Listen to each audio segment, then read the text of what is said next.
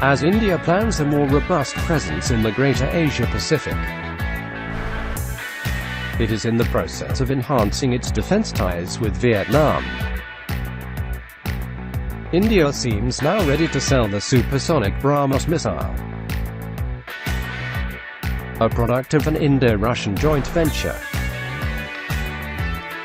to Vietnam after dilly-dallying on Hanoi's request for this sale since 2011.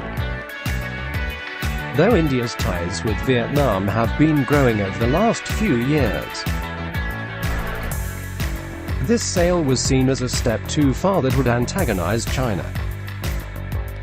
But now the Modi government in India has directed BrahMos Aerospace, which produces the missiles, to expedite this sale to Vietnam along with 4 other countries,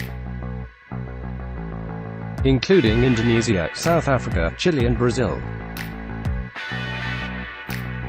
Other defense projects are also being expedited.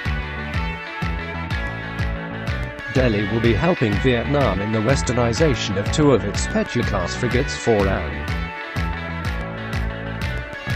anti-submarine role, as well as providing Hanoi with at least 10 new patrol boats under the line of credit route. India has provided Vietnam with a $100 million line of credit, which is being utilized by Vietnam for the procurement of offshore patrol boats for the border guards.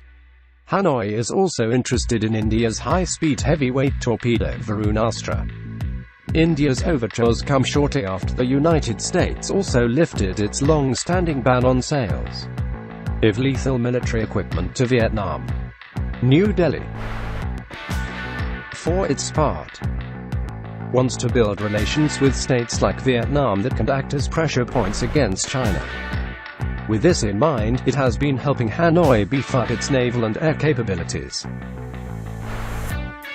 For some in India, Vietnam can act as a counterweight in the same way Pakistan has been for China in India's backyard. Moreover, as the world awaits a crucial verdict in The Hague on Beijing's claims in the South China Sea, it is instructive that India entered the fraught region of the South China Sea via Vietnam. India signed an agreement with Vietnam in October 2011 to expand and promote oil exploration in South China Sea, and then reconfirmed its decision to carry on as planned despite a Chinese challenge to the legality of Indian presence. Beijing told New Delhi that its permission was needed for India's state-owned oil and gas firm to explore for energy in 2 Vietnamese blocks in those waters. But Vietnam quickly cited the 1982 United Nations Convention on the Law of the Sea to claim its sovereign rights over the 2 blocks in question. India immediately decided to support Hanoi's claims.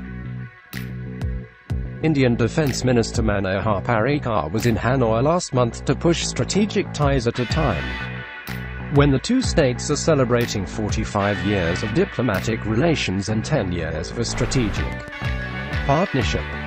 India is charting an ambitious new course in the region as its engagements with states like Japan, Vietnam, and the Philippines have become more serious. India has publicly supported Vietnam and the Philippines in the disputes with China. Indian naval ships have been visiting Vietnam in the South China Sea region, and the 2 nations have continued to cooperate on hydrocarbon exploration in the South China Sea.